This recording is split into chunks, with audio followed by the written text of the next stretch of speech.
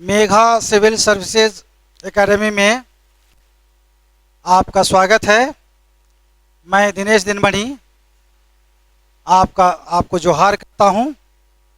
आज हम लोग जेएसएससी सीजीएल या म्यूनिसिपैलिटी वाला जो अभी वैकेंसी उसकी निकली है उससे संबंधित जो पाठ्यक्रम है उससे जुड़ी बातें करेंगे। उसको समझेंगे कि कैसे हम लोग तैयारी करें, बेहतर तैयारी, किन किन बातों को ज़्यादा फोकस करें, किस पार्ट को ज़्यादा महत्व दें, कैसे हम ज़्यादा से ज़्यादा स्कोर ला सकें, इसकी बात करेंगे। तो चलिए शुरू करते हैं। आज इस सेशन में, इस कक्षा में पूरे सिलेबस को समझेंगे हम थोड़ा, पूरे सिलेबस को, यानी जो ग्रेजुएशन लेवल का सिलेबस है जिसकी तैयारी आप कर रहे हैं उसमें क्या क्या पढ़ना है, कैसे पढ़ना है। तो आपने सिलेबस को देख लिया है, उसको बढ़िया से स्टडी कर लिया है, समझने की भी कोशिश किए होंगे। तो जैसा कि पहला खंड जो है वो व्याकरण का है, तो व्याकरण में इससे पहले व्याकरण आपने पढ़ा था। तो व्याकरण में आप जान सकते हैं कि कितना परसेंटेज उससे क्वेश्चन पूछा जा सकता है। चूंकि उसे एक खंड में रख दिया है, उसके लिए एक खंड दिया है, तो इसका मतलब है कि वो महत्वपूर्ण है। और 3 खंडों में पूरे सिलेबस को खत्म किया है। तो पहला खंड क्या है? व्याकरण है, ग्रामर है।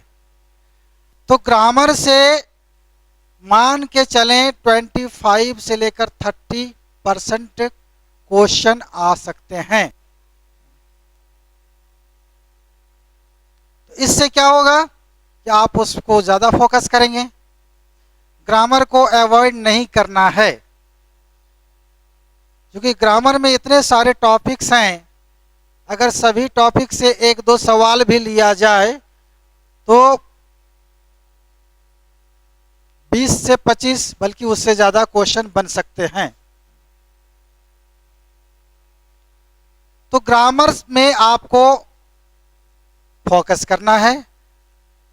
उसके अलग अलग जो टॉपिक्स हैं उनमें से जिसमें आपको ज़्यादा कठिनाई होती है, जो अब तक आप नहीं पढ़े हों।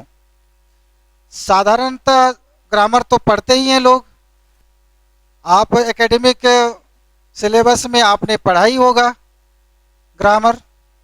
तो ग्रामर को आप पहले पढ़ चुके हैं, लेकिन खोरठा के संदर्भ में आपने पिछले सीजीएल पाठ्यक्रम में भी पढ़ा है, लेकिन उसमें भी कुछ नया टॉपिक्स जुड़ा है। तो उनको देख लीजिए, जो नया जुड़ा है उनमें से कौन ज़्यादा कठिन है। तो कठिन क्या है? तो वर्ण है। वर्ण वाला पार्ट आपने नहीं पढ़ा था पिछली बार, तो वर्ण को आप देखिए पहले। तो वर्णों में क्या जानना है आपको? पूरे वर्ण का एक एक करके परिचय नहीं लेते हुए हमें जानना है कि इससे संबंधित सवाल क्या क्या बनते हैं, बनाए जाते हैं। अलग अलग एग्जाम्स में देखे होंगे आप, उनके क्वेश्चंस अगर आप उसका अवलोकन किए होंगे, उस पर व्यू डाले होंगे, तो आप देखते होंगे कि वर्ण से सवाल रहते हैं, वर्ण से जरूर सवाल रहते हैं। तो इससे क्या हम कहाँ पर तैयारी करें? पूरे वर्ण को का परिचय अगर मैं कराने जाऊं तो अभी इसी में 2-3 क्लासेस हो जाएंगे। तो वैसा नहीं करके हमें जो जानना है बस उसी पर फोकस करें। तो सबसे पहले हमें जानना है वर्ण में स्वर वर्ण। होठा के स्वर वर्ण कितने हैं, कौन है, कौन कौन है स्वर वर्ण, कौन कौन है? तो आ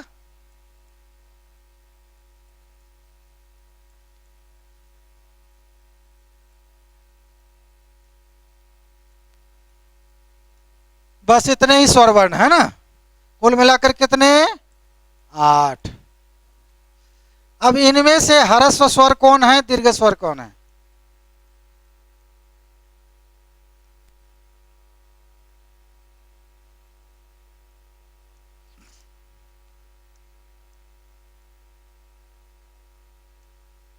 ह्रस्व स्वर, दीर्घ स्वर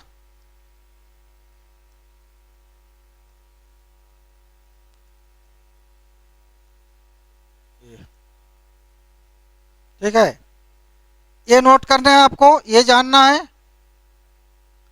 अब इन्हीं में से ये दो जो हैं होठा में, इनका व्यवहार ह्रस्व स्वर के तौर पर भी होता है, लेकिन अभी तक उसको सिर्फ इन दोनों को दीर्घ में ही रखा गया है। तो अगर ह्रस्व स्वर कितने हैं पूछा जाए तो 3 लिखना है, 3 वाला ऑप्शन को चूज करना है। अगर दीर्घ वाला ऑप्शन दिया, दीर्घ वाला सवाल पूछा तो दीर्घ में 5 देना है आपको। यहाँ बराबर कितने होते हैं? 3, यहाँ बराबर 5। ए ओ होठा में ह्रस्व के तौर पर भी व्यवहार होता है, लेकिन वो अभी इस गिनती में नहीं शामिल किया गया है कि उसको लिखने के लिए कोई अलग से चिन्ह है नहीं। तो ये हो गया हमारा ह्रस्व दीर्घ, है ना। अब यहाँ पर ए और ओ को कहा गया है कि ये संयुक्त स्वर हैं, है ना। ए और ओ को, ए और ओ को संयुक्त स्वर अगर पूछ दिया जाए कि संयुक्त स्वर, तो संयुक्त स्वर में ए और ओ को माना गया है, जबकि ये स्वतंत्र हैं, लेकिन मान्यता है अभी व्याकरण में इसी तरह पढ़ाया जाता है, इसलिए इस प्रकार से अलग अलग आधार पर हम स्वरों को समझ लें। ठीक है, तो स्वरों को हमने समझा। अब ये देखना है कि अगर सवाल कठिन रहे, है ना, तो फिर यहाँ पर उच्चारण स्थान के आधार पर आ ई, तो ये तालु वाला ई तालु वाला, ओ उ जो है ये पाश्च स्वर माना गया है ना। उसी प्रकार यहाँ तो अलग हो गया, ये दोनों जो है जैसा संयुक्त स्वर कहा गया, तो इस आधार पर हम अलग अलग ढंग से इनको जान लें, है ना। तो मोटे तौर पर इन्हीं विभाजन से सवाल पूछे जाते हैं, इससे आगे सवाल नहीं बने अभी तक, है ना। और बनेंगे तो वो ज़्यादा कठिन हो जाएंगे, इसलिए उतनी कठिनाई में नहीं डाला जा सकता है। क्योंकि हम भाषा विज्ञान की पढ़ाई नहीं कर रहे हैं, हम सिर्फ व्याकरण की पढ़ाई कर रहे हैं, है ना। तो व्याकरण में इतना काफ़ी है ना। तो इस आधार पर हमने इन विभाजनों को किया और इसे आपको याद रखना है।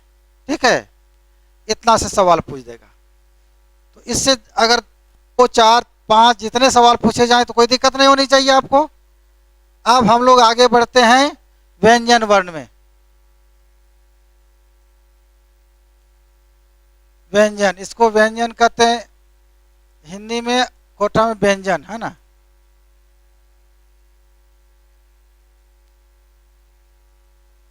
व्यंजन, व्यंजन वर्ण में जो है किसको किसको छोड़ा है इतना जान लें, किसको रखा है सबको जानने की क्या जरूरत है। जो छोड़ दिया गया वो छूट गया, जो रह गया सो रह गया, है ना। तो जिसको जिसको छोड़ा है, किसको, व्यंजन जो शामिल नहीं है, जो शामिल नहीं है, व्यंजन वर्ण कौन कौन? तो पहले से ही शुरू करें। यहाँ ये नहीं है, ये नहीं है, इसके बाद ये नहीं है, ये नहीं है, संयुक्त अक्षर में ये सब नहीं है, ये सब नहीं है ना। आजकल इसको भी लोगों ने मान लिया है अलग वर्ण, तो ये तो अभी नया नया शामिल किया है, इसकी ज़रूरत नहीं है। तो ये जो पहले से प्रचलन में है उनमें से इनका व्यवहार खोरठा में नहीं है। और कौन, अरे स्वर में भी कुछ शामिल नहीं थे, उनको हम फिर उसको भी समझ लेंगे, है ना। तो स्वर में कौन शामिल नहीं थे, स्वर में भी देख लेते हैं। स्वर वाला, स्वर में शामिल नहीं थे कौन?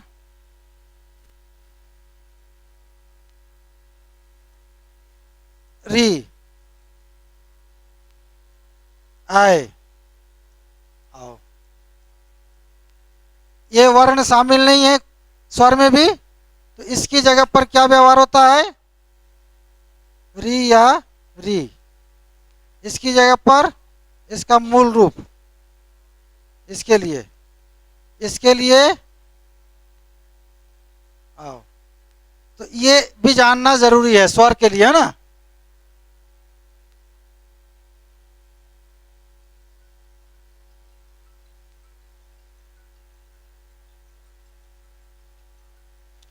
हाँ, क्लास में अभी हैं, बाद में बात करते हैं आपसे, ठीक है।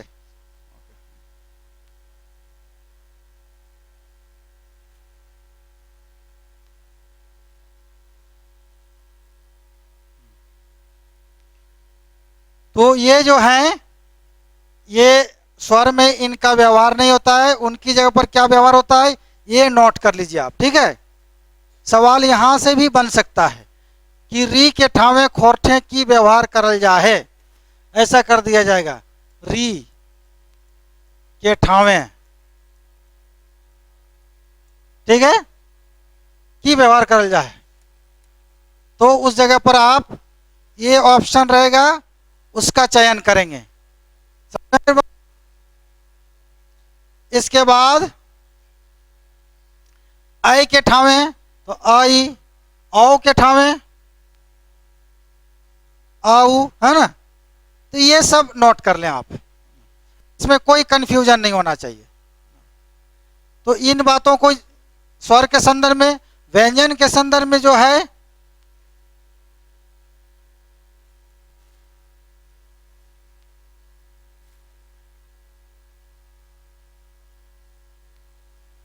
व्यंजन के संदर्भ में अब जान लें, अंग अस्वर नहीं है, उसका व्यवहार होगा, लेकिन वो स्वर थोड़े हैं, वह स्वर नहीं है। अंग अ जिसको कह रहे हैं ना, ये स्वर नहीं है, ये अयोगवाह है, अयोगवाह। ये नमूना है अनुस्वार के व्यवहार का और विसर्ग के व्यवहार का, एक एग्जाम्पल्स है, ये स्वर नहीं है। अयोगवाह कहते हैं इसको। अयोगवाह मतलब जो अयोग्य है, खुद अपने आप में कहीं व्यवहार करने लायक नहीं है, वो किसी न किसी वर्ण के साथ व्यवहार होगा, है ना।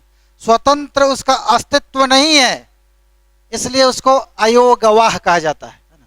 अयोग वाह, जो वहन किया जा सकता है, ढोया जा सकता है, इसको वो अकेले नहीं जा सकता है ना, ठीक है। तो उसको कहेंगे अयोगवाह।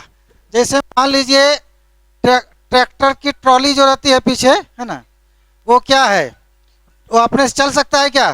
ट्रैक्टर उसको जोड़ेगा पीछे से, तब जाके वो चलेगा ना। तो वही बात है ना। तो इस प्रकार वो इसलिए स्वर नहीं है। 11 स्वर माने गए हिंदी में, जिसमें री जो है खुद स्वर है नहीं, है ना। स्वर नहीं है, लेकिन स्वर में ही उसको काउंट किया जाता है, इसलिए हम लोग मान लेते हैं स्वर, है ना। तो इस प्रकार अब जो है इनमें देखना है कि इसकी जगह पर क्या व्यवहार होता है। इसकी जगह पर यह व्यवहार हो जाता है।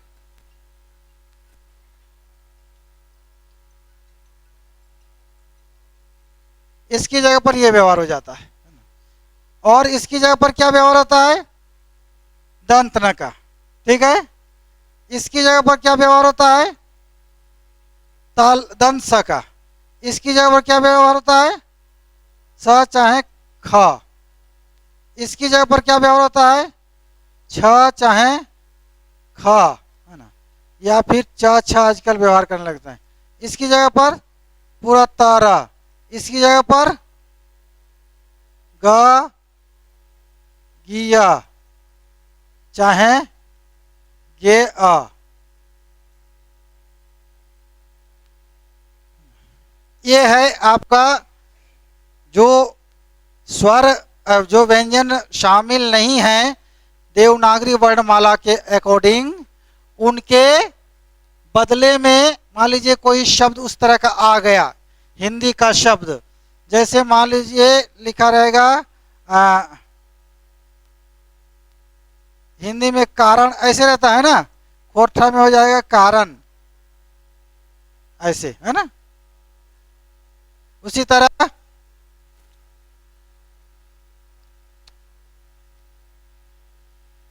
ऋण, ऋण कैसा हो जाएगा,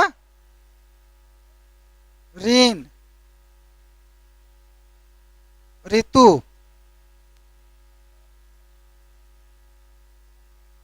ऋतु। तो कहीं ह्रस्व हो जाता है, कहीं दीर्घ हो जाता है ना, उच्चारण के आधार पर। तो इस प्रकार से ये ओरी वाला खत्म है ना, जो है इसके जगह पर अनुस्वार का प्रयोग अब तो हिंदी में भी होने लगा है। कोई इस तरह लिखता है क्या, गंगा ऐसे अब नहीं लिखता है, कोई लिखता है, नहीं लिखता है ना, अब लिखता है गंगा ऐसे। ये सही है, ये तो इसकी जगह पर इसका व्यवहार करके काम चलाया जा रहा है ना, सही ये है ना। तो इस प्रकार गंगा,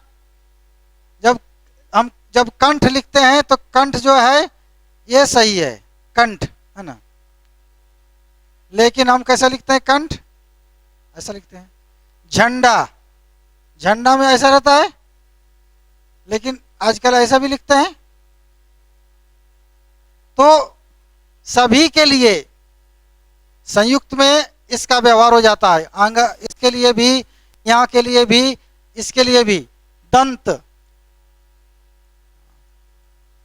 तो दंत में तो आना चाहिए ये, यहाँ पर ना, ये नहीं रहना चाहिए। लेकिन अब वैसे लिखते हैं, तो इसका मतलब है ये जो है ये कॉमन है, ये कॉमन कर दिया गया सभी के लिए, है ना, है ना, समझ में नहीं बात। हाँ, तो ये अंग के लिए भी यही है ना। अब अड़ा, इसके बदले में ये तालब श का उच्चारण हमारा नहीं है, इसलिए उसको नहीं रखा गया। इसके बदले में कई तरह से हो जाता है, जैसे विष, विष को हम लोग बोलते हैं बीस, या बिख, या बिख, है ना।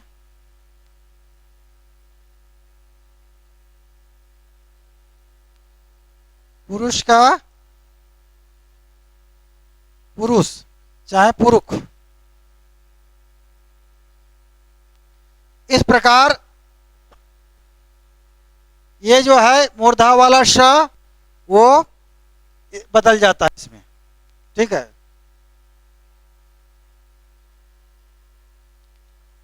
बाकी वो देख रहे हैं, वो क्षत इस प्रकार हो जाता है ना।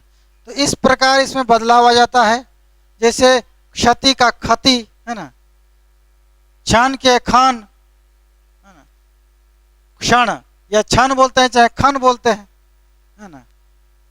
ई खन कहाँ है ना, का खन अल, तो क्या है, खान का ही, वो क्षण का ही बदलाव रूप है ना। च छ का भी व्यवहार आजकल करने लगे, परीक्षा, कोई परीक्षा तो नहीं बोलते हैं, इसका सही उच्चारण करते ही नहीं कोई। उसका सही उच्चारण है क और श का मेल, परीक्षा, क्षति, क्षण, क्षमा, है ना। क्षेत्र, कौन क्षेत्र बोलता है? बोलता है क्षेत्र।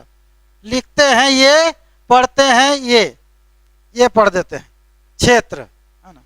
तो इसलिए खोरठा में उसका उच्चारण है ही नहीं, तो क्यों रखा जाए, इसलिए हटा दिया गया उसको, है ना। उसी तरह त्र जो है, त्र अपने आप में कोई वर्ण है नहीं, ये एक नमूना, ये भी एक एग्जाम्पल था। त में रफला बराबर त्र, तो प में भी तो रफला देकर प्र बनता है, क में भी रफला देकर क्र बनता है, तो फिर इसको क्यों नहीं अलग वर्ण माना, इसी को क्यों माना? एक नमूना दिखाना था, उसको ढोए जा रहे हैं अलग वर्ण के तौर पर, है नहीं अलग वर्ण, है ना, समझे। वो एक नमूना था, है ना, कि कैसे हम रफला का व्यवहार करें, है ना।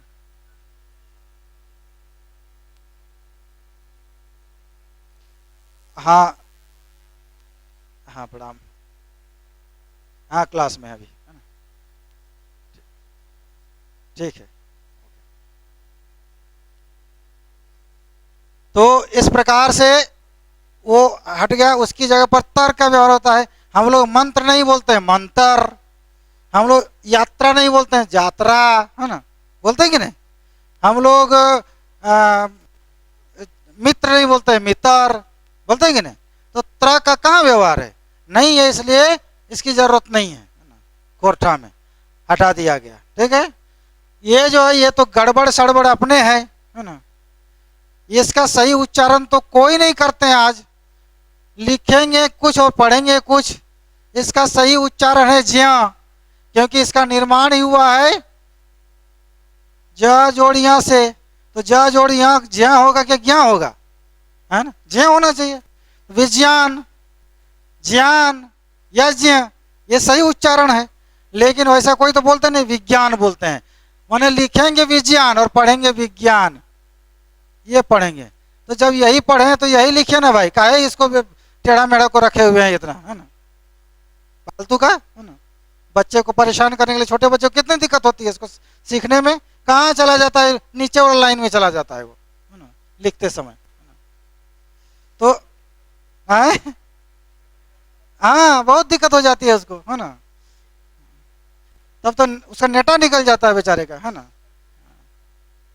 तो ये जो है इस प्रकार से ये नहीं है हमारे यहाँ, तो उसके बदले में हम लोग ज्ञान बोलते हैं, ज्ञान, ज्ञान तो नहीं बोलते, ज्ञान, जैग बोलते हैं, ग का विज्ञान, ज्ञान, है ना। इस प्रकार हमारा जो उच्चारण है उसके हिसाब से इन वर्णों की जरूरत नहीं है, और वो बदलकर इस रूप में आ जाता है। अगर वो शब्द उधर से आया है तो उस शब्द का भी बदलाव करके हम लोग इस तरह से उच्चारण करते हैं। तो इन बातों को जानना है आपको कि एकर में ज्ञ के बदले कौन वर्ण के व्यवहार हुए, है ना। तो वो आप देख लेंगे, इनमें से ये कोई रहेगा तो उसको चयन करेंगे। समझ में आ रही बात, है ना। अब देखिए आगे हम लोग बढ़ते हैं।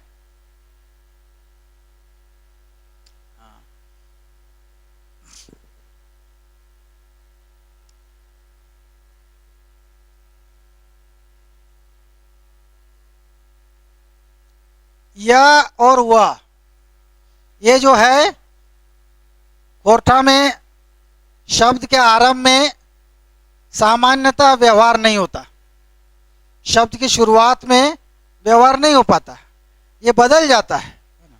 यह बदल जाएगा ज में, चाहे तो ए में, ये क्या बदल जाएगा,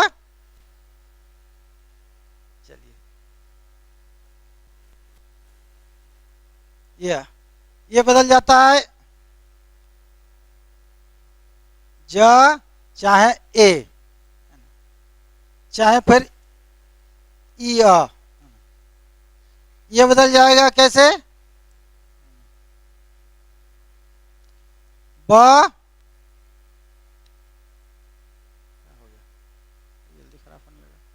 ब चाहे ओ, है ना, ये बदलाव आ जाता है शब्द के आरंभ में।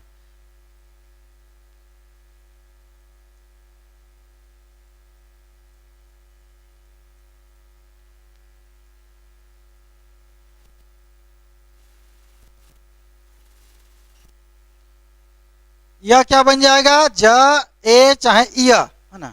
जैसे युग को क्या बोलते हैं हम लोग? जुग बोलते हैं ना।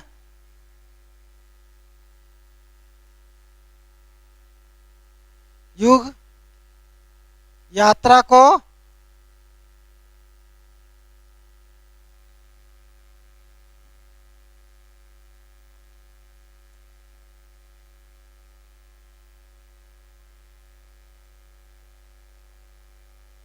यात्रा है ना। याद को याद। उसी तरह यकीन को यकीन। इस तरह बदल जाता है शब्द के आरंभ में। बाद में हो सकता है यह वह का व्यवहार बीच में चाहे अंत में हो सकता है, लेकिन ये शब्द के शुरू में नहीं होगा। उसी तरह वह चाहे वह का क्या हो जाएगा? ब चाहे ओ। जैसे वन का क्या हो जाता है? बॉन।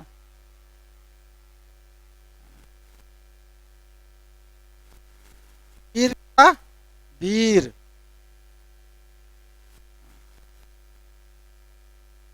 का विनय। फिर देखिए वकील का वकील। वकील। वजन का वजन। वसूल का वसूल।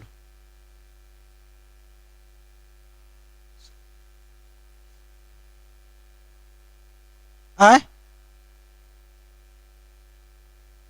क्या लिख सकते हैं? वकील नहीं बोलते हैं, वकील। वकील। तो इस प्रकार बदलाव आ जाता है। तो शब्द के आरंभ में अगर सवाल पूछ दे कि शब्द के शुरू में यह खोरठा में कौन कौन रुपए बदले हैं, तो ये ऑप्शन जो होगा वो वाला कौन कौन ज ए ई य, उसको मानना है। इसमें ब कौन कौन रुपए बदले हैं, तो ओ ब चाहे ओ।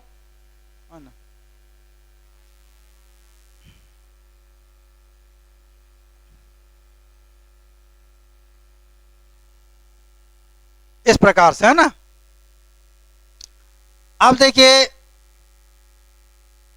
इसके बाद क्या जानना है व्यंजन में। व्यंजन में जानना है उच्चारण स्थान के आधार पर का विभाजन। उच्चारण स्थान के आधार पर तो ये का जो है का से लेकर क ख ग घ, ये हो गया कंठ से। कहां से? कंठ से। च छ ज झ य कहां से? तालु से। और इसके बाद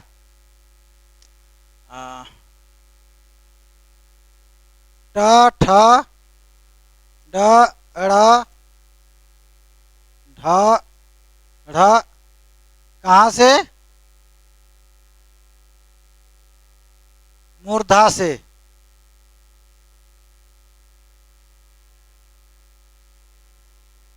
त थ द ध न और स कहां से? दंत से। प फ ब भ म ये कहां से? ओंठ से।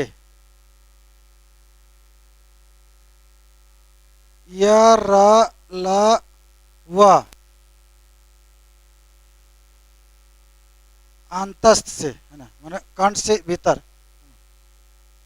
और ह भी ह कंठ से। ये हो गया अलग अलग जगह से उच्चारण।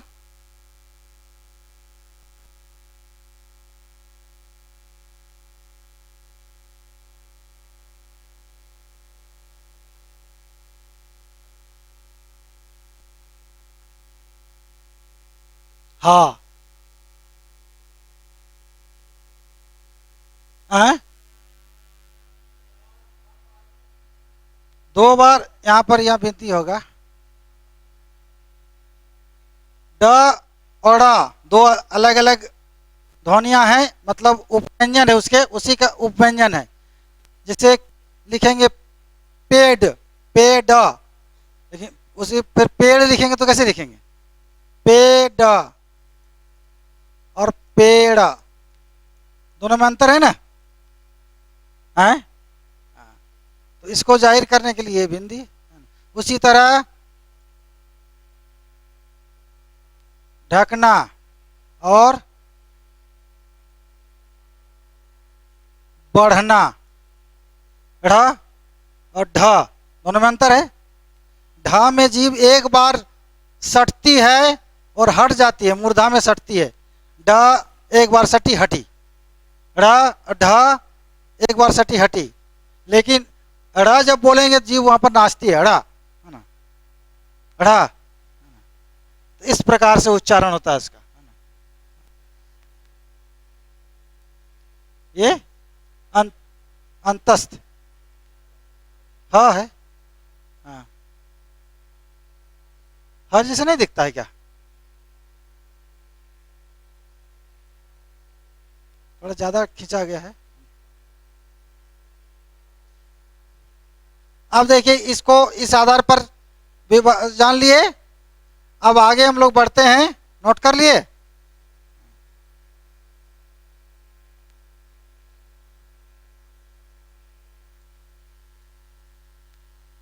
प्राणत्व के आधार पर,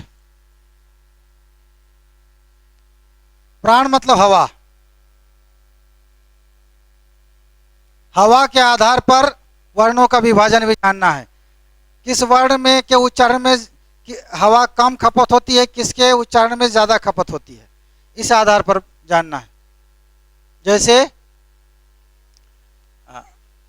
इसके दो रूप होते हैं, अल्प प्राण और महाप्राण।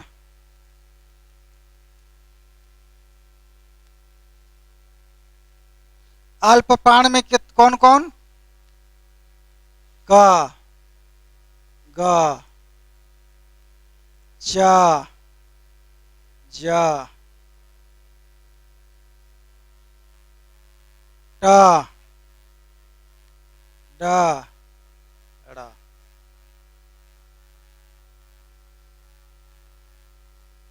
त, द,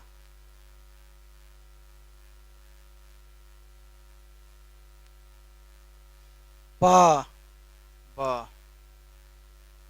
य, र, ल, व। महाप्राण में कौन? ख, घ, छ, छ, ठ, ढ और थ, ध, फ, ह और, ठीक है।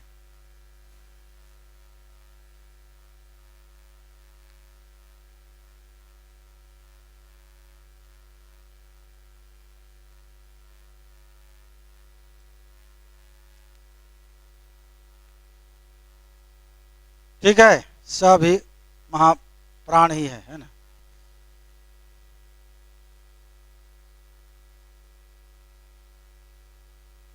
तीन नहीं, इसको अलग कर देते हैं।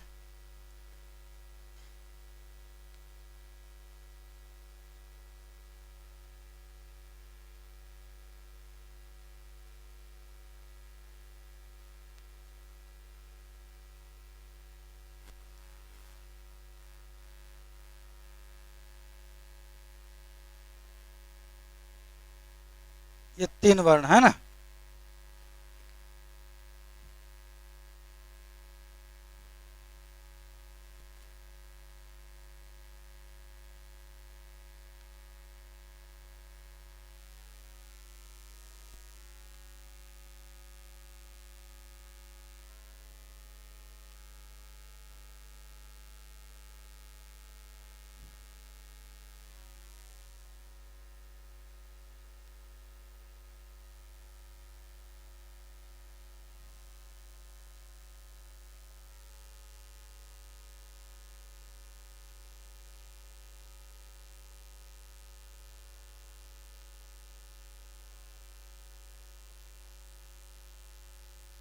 हो गया, आगे बढ़े। अब देखिए, घोष और अघोष, घोषत्व के आधार पर यानी गुंजन के आधार पर, कौन से वर्ण में गुंजन होता है उच्चारण में, किस वर्ण के उच्चारण में गुंजन नहीं होता है, उसके आधार पर भी विभाजित किया जाता है वर्णों को।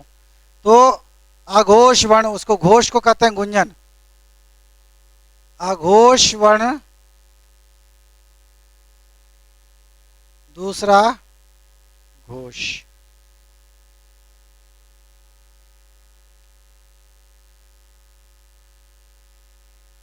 ग घ, ज झ, ञ, ड ढ,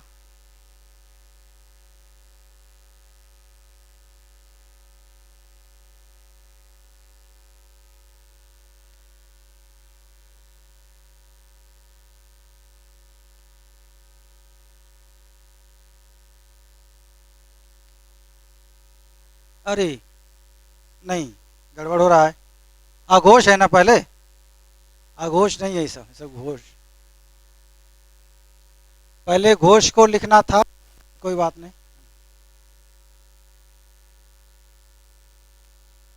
अघोष, क ख, च छ, ट ठ, त थ, प फ, ये हो गए अघोष। और स, घोष कौन कौन है, ग घ,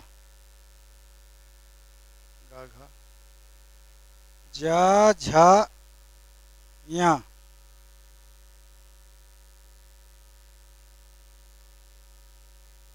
ड ड़,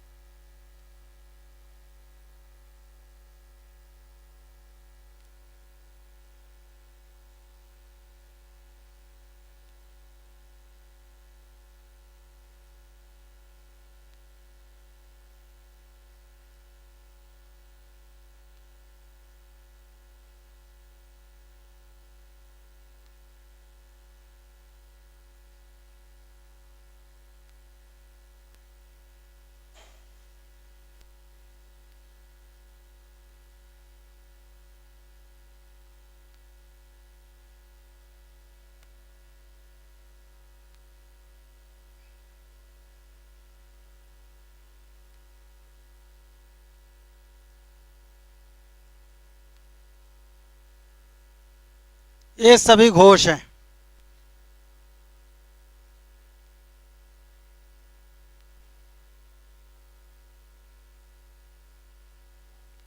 हैं?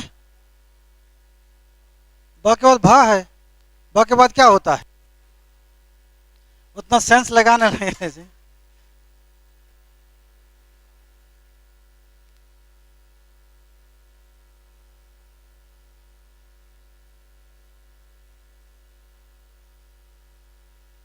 ठीक है, इस प्रकार से वर्णों का परिचय हो गया। इतना इतने आधारों पर वर्णों को अगर विभाजित करके अपने जहन में डाल लिए तो कहीं से भी सवाल पूछा जाएगा, कोई दिक्कत नहीं होगी अब, है ना। ठीक है। अब यहाँ पर इससे सवाल, जैसे आपने कहा कि ये क्या है, तो ये जो है ड का उपव्यंजन, ड का उपव्यंजन ड़ और ढ का उपव्यंजन ढ, ये उपव्यंजन है। अब क्या है, इसमें सवाल बनता है कि खोरठे कई गो व्यंजन वर्ण पावल जा है, चाहे कई गो व्यंजन वर्ण के व्यवहार हुए है, ये सब सवाल पूछ देते हैं लोग।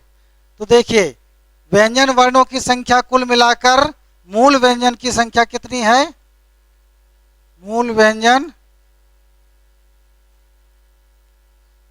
29, कुल व्यंजन, व्यंजन वर्ण है ना, वर्ण, कुल व्यंजन वर्ण 31, क्योंकि उपव्यंजन भी है। उपव्यंजन कौन कौन है? दो हैं, ये उपव्यंजन है ना? तो कुल मिलाकर 31 हो गए। और ध्वनियों की संख्या कही जाए कि खोरठा में कितने व्यंजन ध्वनियां हैं, तो और 4 ध्वनियों को जोड़ देना है, तो कुल मिलाकर 35 हो जाते हैं। 4 ध्वनि कौन कौन? तो नोट कर लें, 4 अलग ध्वनियां रहती हैं, व्यवहार होती है खोरठा में। वो है ना, महा, र, ल। 4 अलग ध्वनियां हैं, जैसे चिन्हा, नैन्हा, पान्हा, इस तरह का हम लोग व्यवहार करते हैं, उच्चारण करते हैं। तो जिस तरह त में ह मिलाकर थ हो गया, द में ह मिलाकर ध हो गया, उसी तरह ना में ह मिलाकर न हो गया, है ना। तो वो हमारा अपना वर्ण है, अपनी ध्वनि है खोरठा के, लेकिन उसको लिखने के लिए देवनागरी वर्णमाला में कोई चिन्ह है ही नहीं, इसलिए संयुक्त करके लिखा जाता है। इसको वर्णों में गिनती नहीं होगी, है ना, क्योंकि ये तो अलग लिपि है नहीं, चिन्ह है नहीं। तो इस प्रकार से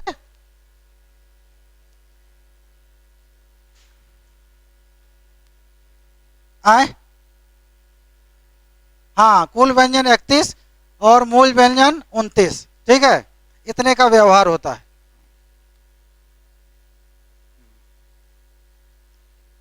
इसके बाद तो ये कुल मिलाकर कितने हो गए? ये 4 हैं, तो बराबर कितने हो जाएंगे?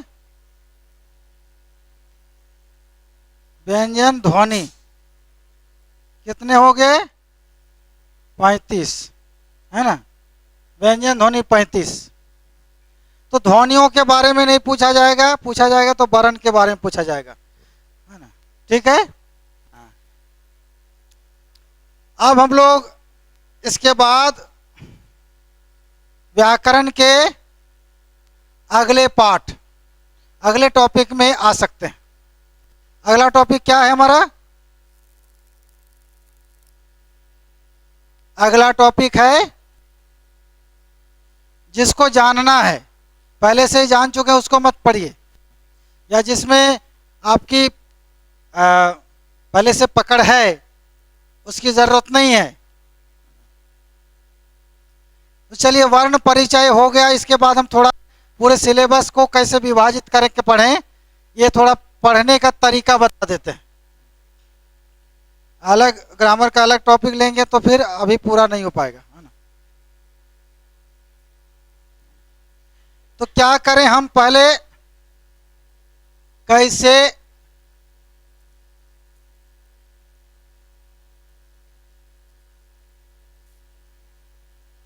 तैयारी करें, क्या पढ़ें, क्या ना पढ़ें।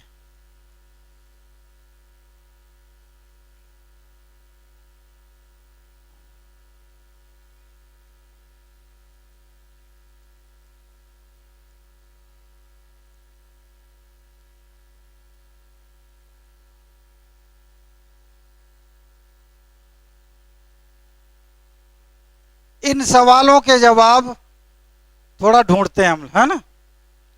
क्या पढ़ें, तो क्या पढ़ें, तो सिलेबस में जो भी चीजें हैं उन्हें तो पढ़ना ही है। लोक कथाओं को पढ़ें। लोक कथाओं में क्या आप निकालें, उससे कौन कौन चीजों को ध्यान देना है, सवाल कहां से बनते हैं, बन सकते हैं, बनाए जाते हैं।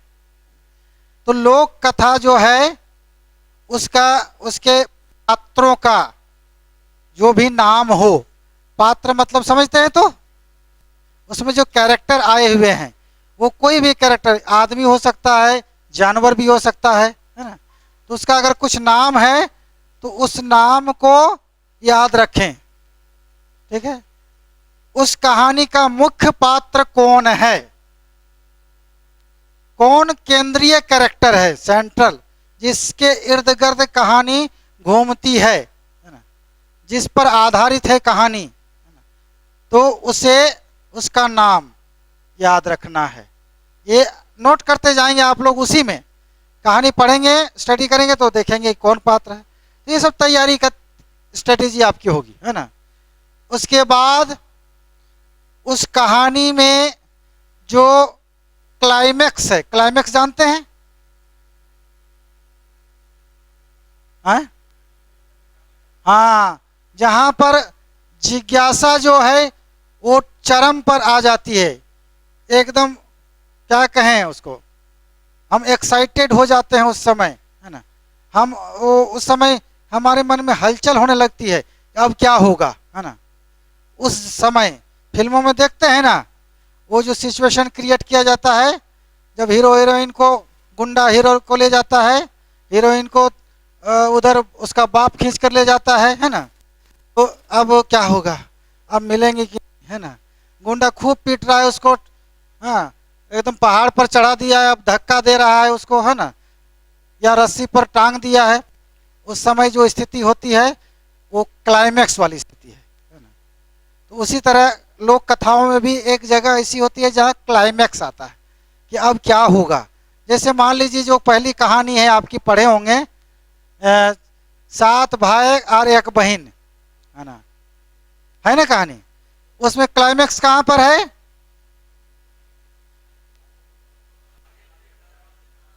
हैं? आग उसमें नहीं जलाया जाता।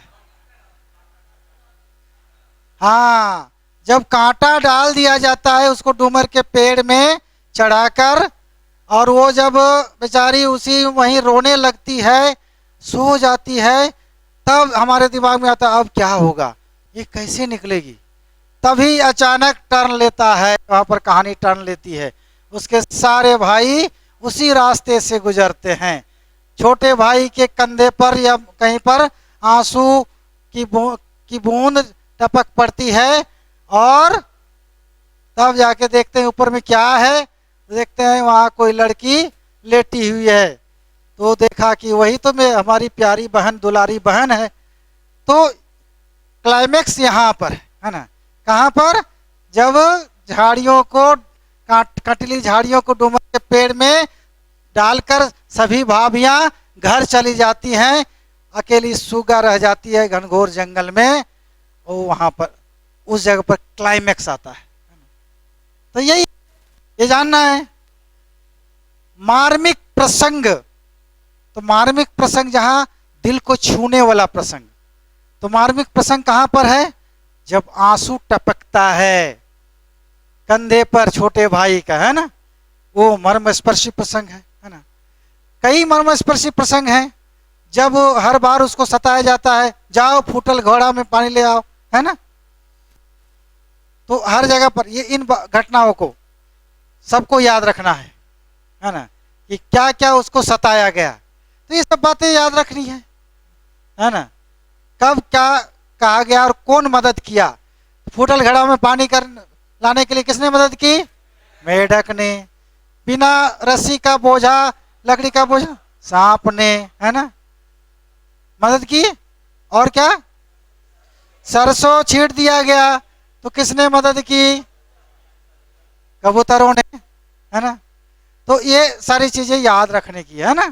तो उसी प्रकार इन चीजों को याद रखना है।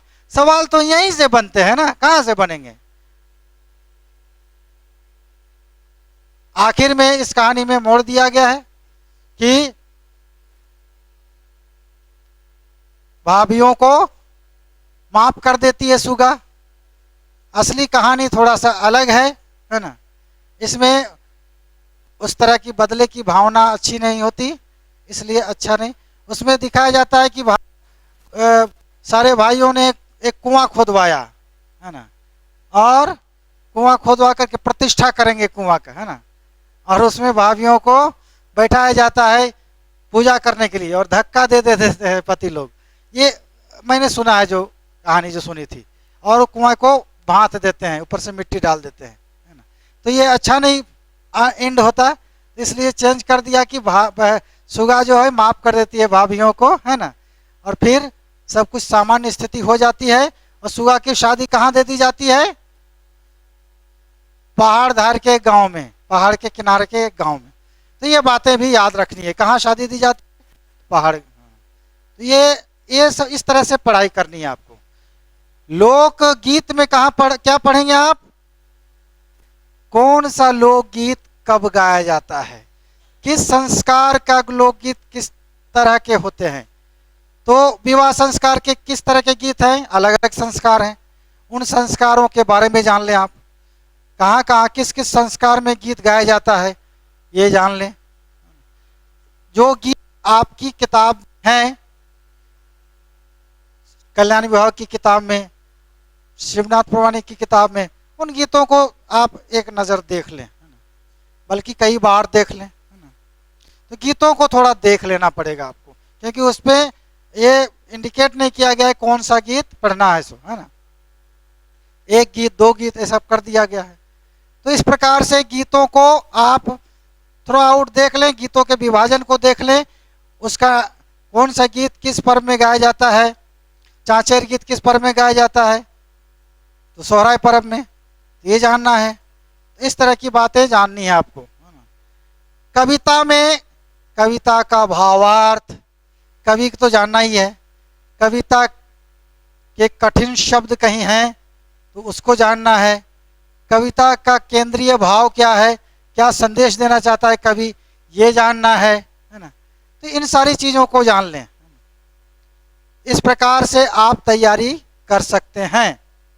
क्या ना पढ़ें? बहुत से लोग सवाल पूछते हैं कि सर जो गीत है, 10 गीत है ना, शिष्ट गीत, बोने पाकले सया कोर, या फिर ये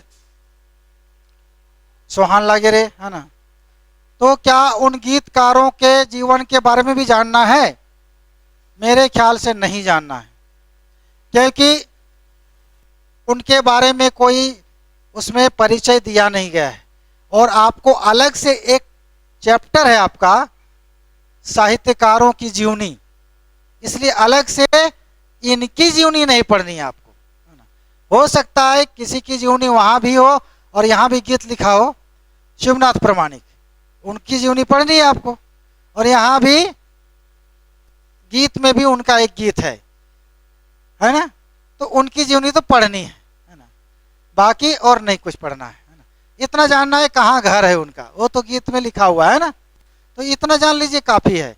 गीतों का थीम, गीतों का संदेश, तो में जो कुछ कहीं बहुत महत्वपूर्ण पंक्ति आई है वो जानना है। गीत याद कर लीजिए, कहीं से भी पूछ देगा, कोई दिक्कत नहीं है ना। गीत को तो आप गाकर भी याद कर सकते हैं, है ना। इस प्रकार से याद कर ले, तैयारी गीत की हो जाएगी पूरी। और कविताओं में भी कवियों की जो है, सभी कवियों की जीवनी नहीं पढ़नी है। ए.के. झा की जीवनी पढ़नी है, श्रीनिवास पानुरी जी की जीवनी पढ़नी है, महेश गोलवार की जीवनी नहीं पढ़नी है। बाकी और जो कवि हैं, अतुल कुमार मुखर्जी, है ना, की जीवनी नहीं पढ़नी है। और कवि हैं पारसनाथ महतो, उसकी जीवनी पढ़ चुके हैं आप, है ना, पहले से ही। तो इस जीवनी वहां से भी नहीं पढ़नी है आपको, उनके परिचय, उनके बारे में परिचय नहीं लेना। इस प्रकार से तैयारी। अब नाटक का तो कर चुके हैं आप पहले से ही, नाटक को पढ़ना है। कहानियां जो हैं, शिष्ट कहानियां, उसके बारे में पहले भी पढ़ चुके हैं। उनके पात्र, उनका संदेश, कहानियों का संदेश, कहानियों में कोई महत्वपूर्ण पंक्ति आई है, कहीं संवाद डायलॉग आया है, तो वो सब पढ़ना है।